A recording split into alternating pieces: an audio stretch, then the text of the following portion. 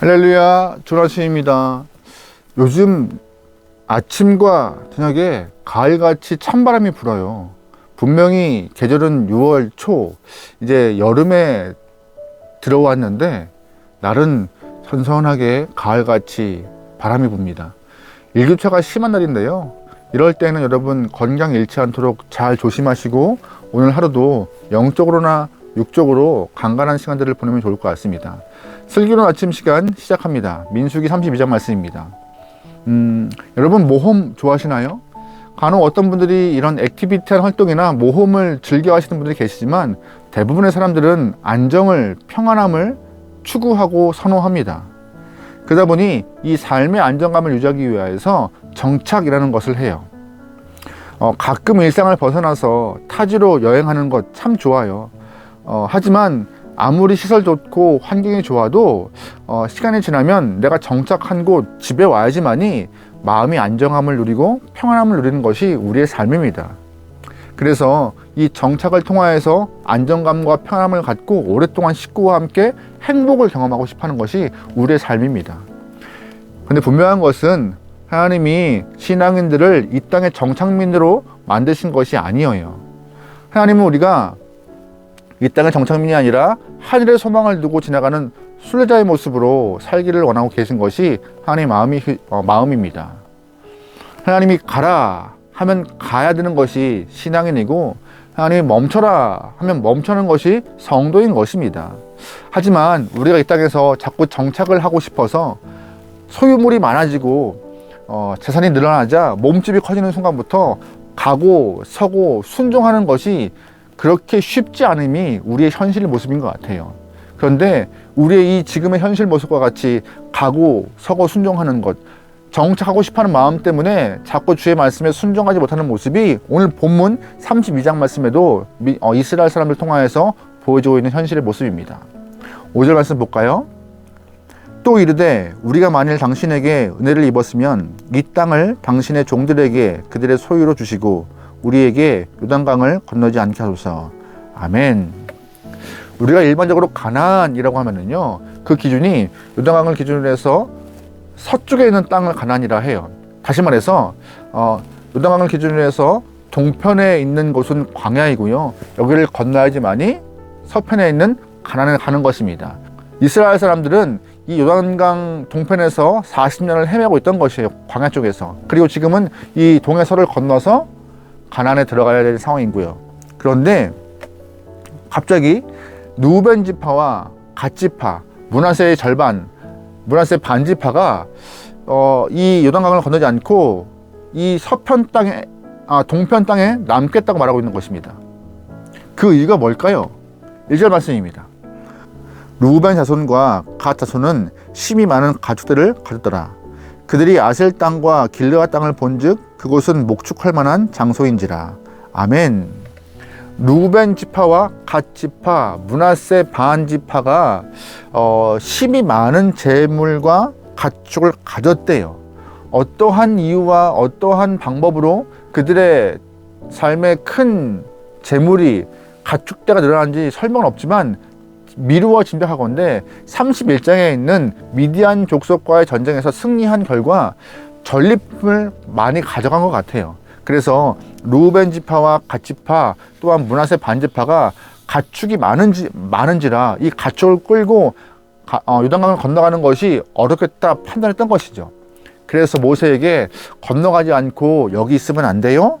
우리가 목축을 해야 되는데 이 많은 가축 때문에 건너가는 건 쉽지 않고, 아셀 땅과 길르앗 땅을 보니 목축하기 알맞은 땅 같습니다. 우리가 그냥 여기서 건너지 않고 여기 남아서 잘 신앙을 지키며 살겠다라고 정착을 희망하고 있는 것이 오늘 본문의 이야기인 것입니다.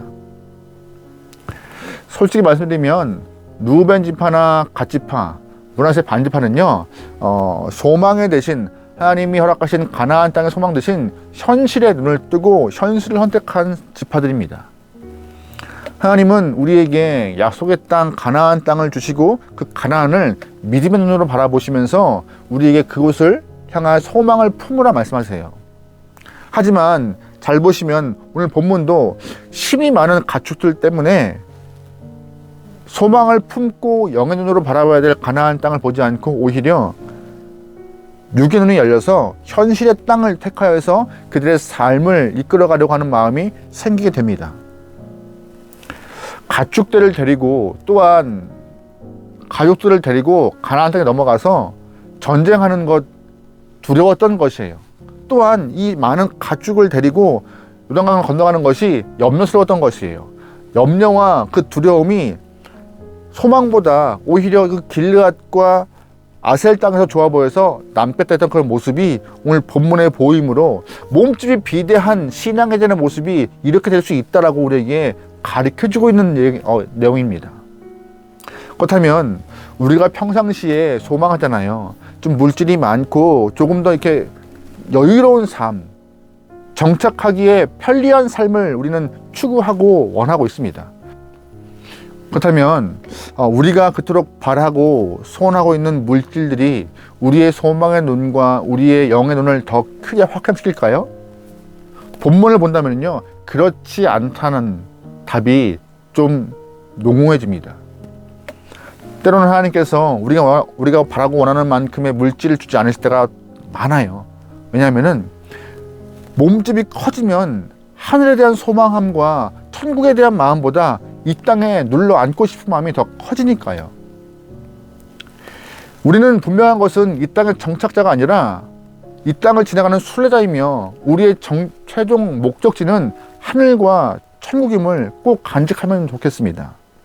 그래서 하나님은 우리에게 나태하지 않을 만큼의 물질을 허락하시고 또한 아주 궁핍하지 않을 만큼의 상황을 이끌어 가셔서 계속 이 땅을 지나갈 수 있는 힘을 주시고 하늘을 소망을 품게 허락하시는 것입니다. 그것이 신앙이 있는 것이고 그만큼의 물질과 삶을 또한 그만큼의 생활을 이끌어 가신 하나님의 은혜에 우리는 감사하는 것이 성도의 모습인 것이에요. 본문을 보시면 모세가 요단강을 건너기 꺼려하는 이런 지파들을 향해서 크게 책망을 해요. 너희 어떻게 여기 40년 동안 방황했는지 기억 안 나? 너희의 부모들이 얼마나 불순종하고 믿음의 눈을 잃어버려서 소망을 잃어버려서 이 40년의 시간을 세월한 거 기억 안 나? 근데 또 남고 싶어? 정신 차려야 되라고 책망을 해요. 이런 이야기를 듣고 루벤 지파나 갓 지파, 므낫세 반 지파가 한 번 더 모세에게 제한적인 이야기를 합니다. 그것은 무엇이냐? 좋습니다. 남성들은 당신들과 함께 이 강을 건너서 가나안에 들어가겠습니다. 전쟁을 다 하겠습니다. 그러나 우리의 처자식과 이 가축들은 여기 남아서 그냥 살게 해주십시오. 길르앗 땅과 아셀 땅에 남아서 정착민으로 살게 해주십시오. 우리도 전쟁이 다 마친 이후에 다시금 건너와 이들과 합류하겠습니다. 그래서 이 우리 값만 만들어 놓고 이들이 거처할 것만 만들어 놓고 함께 떠납시다라고. 그래서 모세는 너희 하고 싶은 대로 하라고 허락을 하죠. 이런 표현이 있어요. 33절 말씀입니다. 모세가 갓 자손과 루벤 자손과 요셉의 아들 므낫세 반 지파에게 아모리네 왕 시온의 나라와 바산 왕 옥의 나라를 주되 곧 그 땅과 그 경계의 성읍들과 그 성읍들의 사방 땅을 그들에게 주매. 아멘. 루벤 지파, 갓 지파, 므낫세 반 지파 결국 요단강 동편에 남아서 우리를 짓고 식구들과 가축은 남아 정착하게 되었고 남성들만 함께 나머지 지파와 편성되어서 가나안에 입성하게 됩니다. 그런데 여러분 그 나중 결과를 아세요? 나중 결과가 이렇게 나와요. 역대상 5장 20절 말씀입니다. 그러므로 이스라엘 하나님이 아수르 왕 불의 마음을 일으키시며 아수르 왕 디글랏 빌레셀의 마음을 일으키시매 곧 루벤과 갓 므낫세 반 지파를 사로잡아 할라와 하볼과 하라와 고산 강가에 옮긴지라 그들이 오늘까지 거기에 있는지라. 아멘. 무슨 말이에요? 훗날에 아수르가 북이스라엘을 멸망시킬 때에 가장 먼저 포로로 잡아간 사람들이 오늘 본문에 있는 정착하겠다고 했던 지파들인 것입니다. 요단강 동편에서 자리 잡았던 루벤, 갓, 므낫세 반 지파를 먼저 포로로 끌고 가서 하볼과 하라와 고산 강가, 할라에 다 옮겨놓은 거예요. 하나님은 가장 먼저 그들을 아수르 땅에 완전히 들어가게 옮겨 오신 것이죠. 하나님이 선택하신 가나안 땅을 기피한 채 이 땅에 안주하려는 사람들의 죄를 그 당시가 아니라 후손들에게 멸망으로 심판했다는 것을 오늘 본문은 말하고 있습니다. 오늘 우리가 성도로서 하나님의 땅, 약속의 땅을 품고 소망을 갖고 살아가는 것이 우리의 삶인 것이에요. 또한 하늘을 향하여서 전진하는 것이 우리의 몫이고 우리의 신앙임을 꼭 기억해야 하는데 조금 더디고 피곤하죠. 언제 그곳에 갈지 잘 몰라요. 하지만 과정 가운데 우리가 살고 있는 현실에 너무 목을 메어서 하늘의 소망을 놓아버리고 이 땅에 정착하려는 순간, 오늘 역대상과 같이 어느 순간 우리의 죄가, 우리의 그 정착하려는 그 마음이 멸망으로 끝날 수가 있음을 오늘 본문은 말하고 있어요. 여러분, 그러기에 우리는 정착민이 아니라 순례자임을 꼭 기억하면서 주님과 함께 매일매일 한 걸음 믿음으로 살아가기 소망합니다.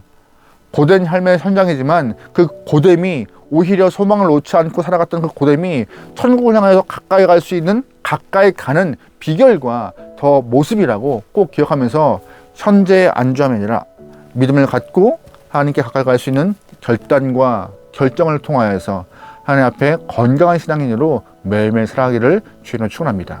아멘. 기도하시겠습니다. 하나님,